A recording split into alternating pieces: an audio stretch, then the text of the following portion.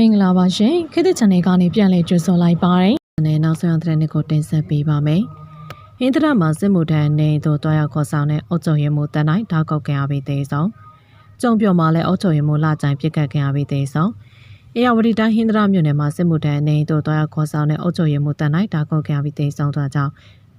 ဒေသပြည်သူတွေကပြောပါတယ်။ဧပြီလ17ရက်နေ့မှာဟင်းတရမြို့နယ်တနွန်တနော့ကျော်ဆိုဂျပန်စစ်တပ်ကအုပ်ချုပ်ရေးမှူးတန်တိုင်းကမကြီးကုန်းကြီးရမှာလူငယ်တောက်ကိုစစ်မှုထမ်းလဲကြတဲ့ဥဆိုတာတွားခေါ်ဆောင်ခဲ့ကြောင်းသိရပါတယ်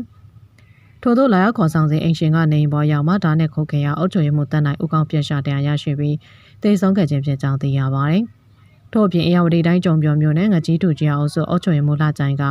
မြို့နယ်စီဝေမှာပြန်လာစဉ်တနက်နဲ့ပြစ်ခတ်ခဲ့ရပြီးတေဆုံးသွားကြောင်းဒေသပြည်သူတွေကပြောပါတယ်။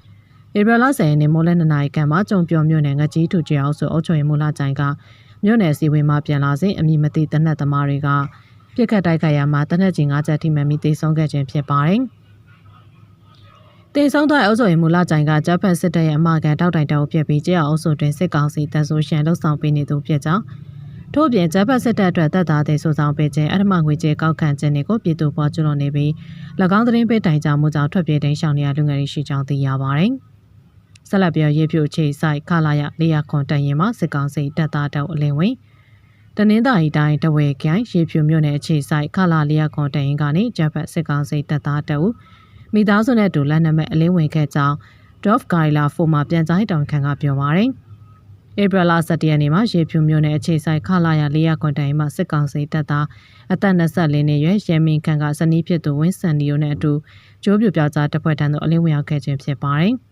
သူထွက်ပြေးလာတာကတော့10ရက်နေ့ကျွန်တော်နဲ့တွေ့တာက17ရက်နေ့ပါလက်နက်တော့မပါဘူးကွန်ပျူတာငွေကတော့ကျွန်တော်ချင်းမြင်ဖို့စီစဉ်ထားတာရှိပါတယ်။ကွန်ပျူတာငွေကတော့မချီမြင်ရသေးပါဘူး။သူတို့ကနေရာချတာပြီးလှုပ်ပေးရနဲ့အလုပ်ရှုံနေလို့နောက်ပြီးတော့သူတို့စားဖို့တောက်ဖို့စီစဉ်ပြီးတော့လိုအပ်တဲ့ဟာတွေလုပ်ပေးနေတော့အဲ့ဒီအတွက်ကျန်တာတွေဘာမှမလုပ်ရသေးပါဘူး။ပြီးမှကျွန်တော်တို့ဘယ်လောက်ချီမြင်မယ်ဆိုတာကိုတိုင်ပင်ပြီးတော့လုပ်မယ်လို့စီစဉ်ထားရလို့ Drop Gaila 4မှာပြန်ကြားတောင်ဝန်ခံကပြောဆိုပါရယ်။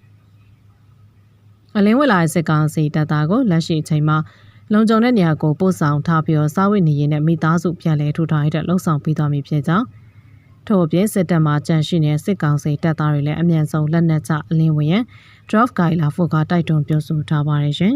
။နောက်ဆင်အပိကြတဲ့အတွက်ထိုးပင်ကျေးဇူးတင်ရှိပါရရှင်။